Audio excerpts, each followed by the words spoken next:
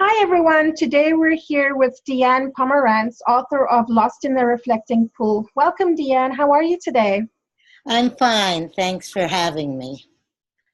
So what was the catalyst that made you want to write this book, and when was that? Well, actually, I started the book quite some time ago. First started writing in about, I guess it was 1998, when I was diagnosed with an aggressive form of breast cancer. And that was the catalyst.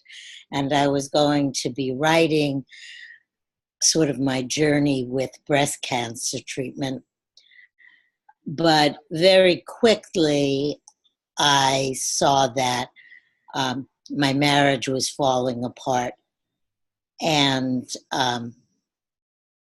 it became a much broader story about my marriage. And which really although my cancer was very aggressive, the marital problems turned out to be, for me, much more difficult than the cancer itself.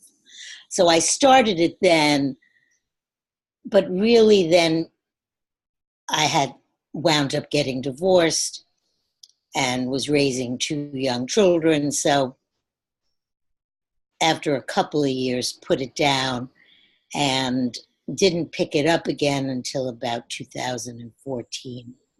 I started writing it again then. And were there any surprises along the way in the process of writing the book? Well, there actually were a lot. It's the most fascinating part about this process has been that sort of how the unconscious works. I see the story, I see my book as, I call it a psychological love story. I am a psychologist, and what's been so fascinating for me is how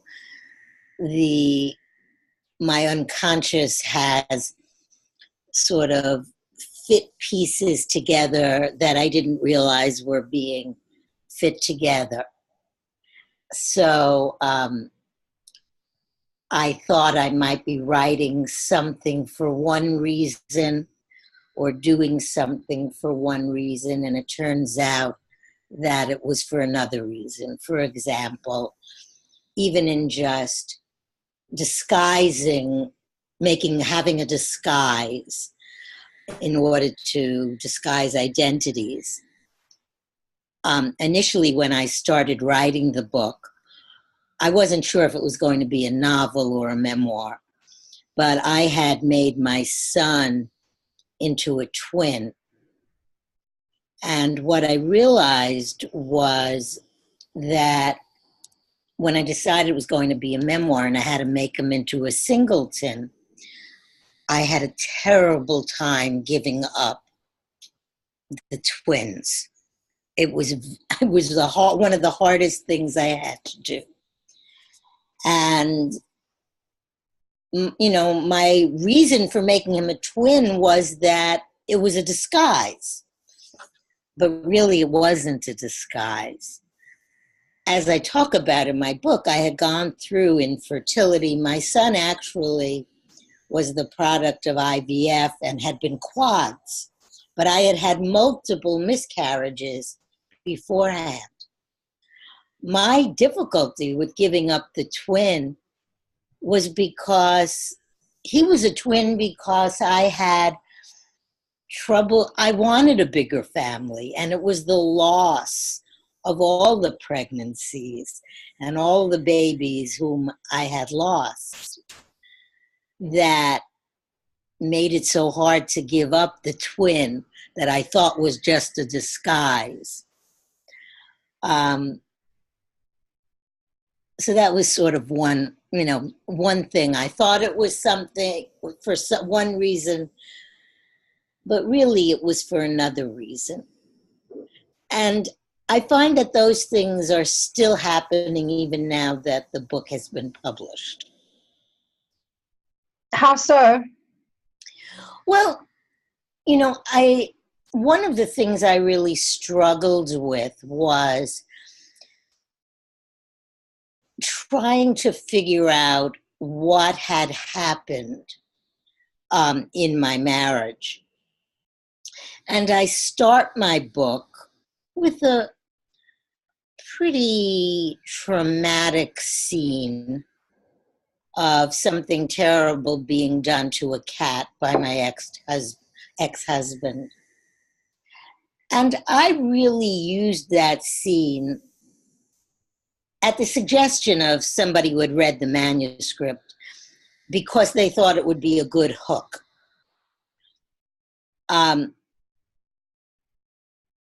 The truth of the matter was that when I used that as my prologue, I really was not aware that that really was the story in a nutshell of why my marriage fell apart. It was so traumatic for me that I really had forgotten that incident and had pushed it away. I was married to a narcissist. So when that had happened, I really withdrew emotionally. He wasn't getting fed emotionally anymore. And he became increasingly sadistic. And that was the beginning of the end, really. So it was a very interesting psychological process. Yeah, it sounds like quite a journey. Yeah, it was. Who are your readers and what do you want them to know about the book? I think it's really, I feel, a woman's book, although I think men seem to can get something from it too, but I see it as a woman's book. It's coming from a woman's perspective. And I think men do this too, but I think women really do tend to ignore their gut feelings. They ignore the red flags in relationships and in all kinds of relationships. And they're willing to not pay attention to things they should pay attention to. Not, as I say, not in all kinds of relationships. So I think that that's one of the big themes of the book.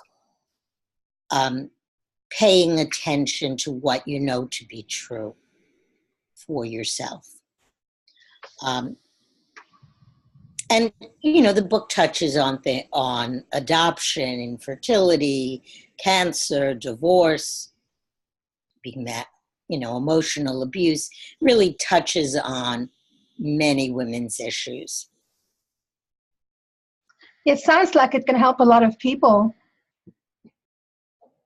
Diane's book is available on Amazon, and if you want to find out more, you can go to her website, dianepomerantz.com. Thank you so much for being with us today, and we wish you a lot of success with the book, Diane. Thank you very much for having me.